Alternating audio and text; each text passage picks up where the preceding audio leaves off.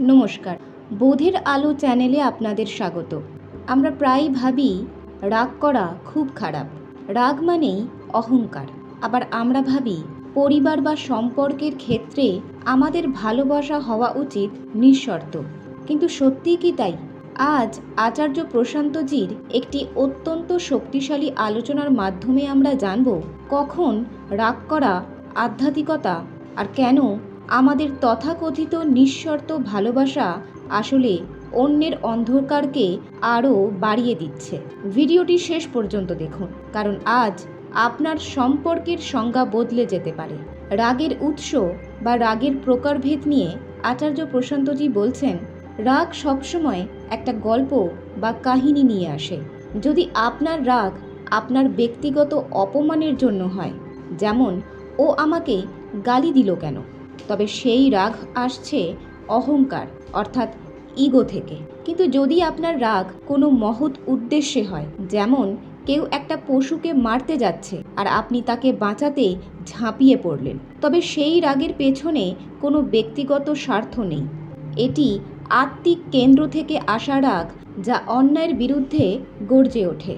আপনার জীবন যদি নোংরা অভ্যাসে ভরা থাকে, তবে আপনার রাগও হবে ঘিনঘিনে। কিন্তু জীবন যদি সত্যের পথে চলে, তবে আপনার রাগ হবে কৃষ্ণের মতো। মনে রাখবেন, শ্রীকৃষ্ণও যুদ্ধক্ষেত্রে ক্রুদ্ধ হয়েছিলেন, কিন্তু সেই রাগ ছিল ধর্মের জন্য, অধর্মকে বিনাশ করার জন্য। সত্যের পথে না থাকলে সে কি পরিবার? আমরা পরিবার বলতে রক্ত সম্পর্কের মানুষ বুঝি, কিন্তু আচার্য প্রশান্তজির প্রশ্ন খুব গভীর।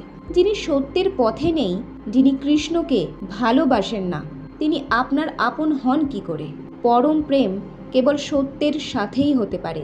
যদি আপনার পরিবারের লোক আপনাকে সত্যের পথ থেকে দূরে সরায়, তবে তাদের প্রতি অন্ধ মোহ রাখা আসলে আধ্যাত্মিক উন্নতির পথে বাধা। আমরা ভাবি কাউকে নিঃশর্ত ভালোবাসা মানে সে যা খুশি করুক, আমি তাকে ভালোবেসে যাব। আচার্য প্রশান্তজি বলছেন, এটি অত্যন্ত বিপজ্জনক। যদি আপনি একজন হিংস্র, অজ্ঞ বা অন্ধকারাচ্ছন্ন মানুষকে অন্ধভাবে সম্মান আর ভালোবাসা দিয়ে যান, তবে সে কেন নিজেকে বদলাবে? সে ভাববে, আমি যেমন আছি তেমনভাবেই তো সব পাচ্ছি। অর্থাৎ আপনার ভালোবাসা আসলে তার অন্ধকারকে টিকিয়ে রাখছে। সম্পর্কে শর্ত থাকা উচিত। যিনি যে পদের যোগ্য, তাকে ততটুকুই সম্মান দেওয়া উচিত। উদাহরণ হিসেবে আচার্য প্রশান্তজি দুর্যোধনের কথা বলেছেন। দুর্যোধনের বাবা মা যদি তাকে অন্ধভাবে ভালো না বেসে তার যোগ্যতার ভিত্তিতে বিচার করতেন, তবে হয়তো মহাভারতই হতো না। অন্ধ আবেগ অনেক সময় ধ্বংস ডেকে আনে। ইমোশন খারাপ নয়, কিন্তু সেই ইমোশন কোন কেন্দ্র থেকে আসছে সেটা গুরুত্বপূর্ণ। আমরা অনেক সময় তুচ্ছ মানুষের জন্য চোখের জল ফেলি, কিন্তু যারা সত্যের জন্য জীবন দিয়েছেন, যেমন বুদ্ধ বা কৃষ্ণ, তাদের জন্য আমাদের কোনো আবেগ জাগে না। আমাদের আবেগেরও একটা স্তর বা স্ট্যান্ডার্ড থাকা উচিত। আচার্য প্রশান্তজি বলছেন, যে গীতায় নেই সে পরিবার হতে পারে না। তার মতে পরিবার কেবল রক্তের সম্পর্কের নাম নয়। যে সত্যের পথে নেই সে আপনার পরিবারের অংশ হতে পারে না। পরম প্রেম কেবল কৃষ্ণের সাথেই হয়। আমরা যখন অযোগ্য মানুষকে পরিবার বলে মাথায় তুলি, তখন আমরা আসলে সত্যকে অপমান করি।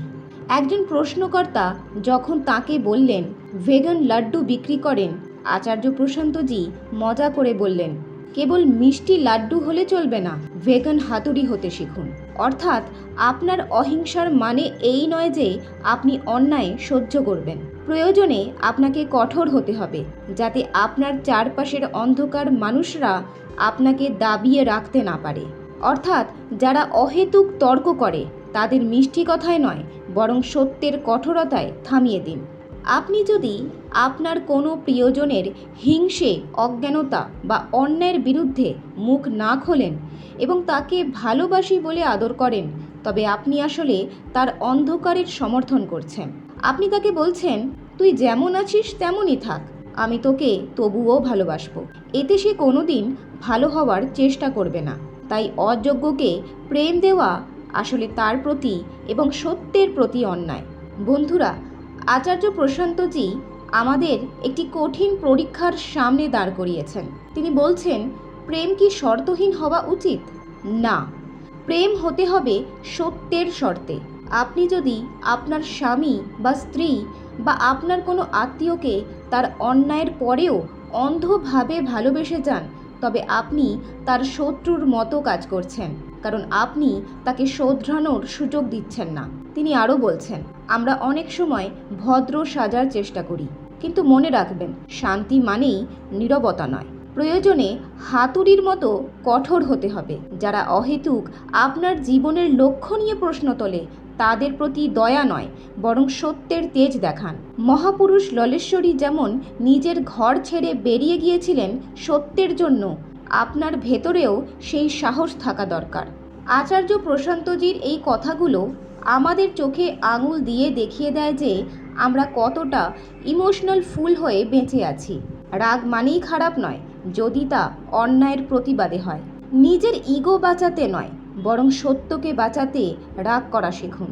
আপনি যদি আপনার পরিবারের কোনো ভুল মানুষকে অন্ধভাবে সমর্থন করেন, তবে আপনিও তার পাপের অংশীদার হচ্ছেন। তাকে ততটুকুই গুরুত্ব দিন যতটুকু তার কাজ দাবি রাখে। আমরা ভাবি কোনো অবতার এসে আমাদের সমস্যার সমাধান করবে, কিন্তু আচার্য প্রশান্তজি স্পষ্ট বলেছেন, কোনো নায়ক বাইরে থেকে আসবে না। আপনাকে নিজের ভেতরের ভয় আর দুর্বলতার সাথে যুদ্ধ করতে হবে। আপনাকে রণচণ্ডী বা মহিষাসুর মর্দিনীর মতো তেজস্বী হতে হবে, যাতে কেউ আপনাকে দাবিয়ে রাখতে না পারে। শেষ করার আগে একটি কথা, যেই মানুষটি আপনার আত্মার আলো নিভিয়ে দিতে চায়, সে আপনার আপনজন হতে পারে না। রক্ত কি চেনা যায় না? চেনা যায়, কিন্তু আত্মা চেনা আরও বড় কথা। আজ থেকে আর ঘিঘি হয়ে থাকবেন না, রণচণ্ডী হয়ে নিজের ভেতরের তেজকে জাগিয়ে তুলুন। প্রকৃতি আপনাকে তখনই সাহায্য করবে যখন আপনি সত্যের পক্ষে দাঁড়াবেন, নইলে এই মায়াজালে একদিন আপনিও হারিয়ে যাবেন।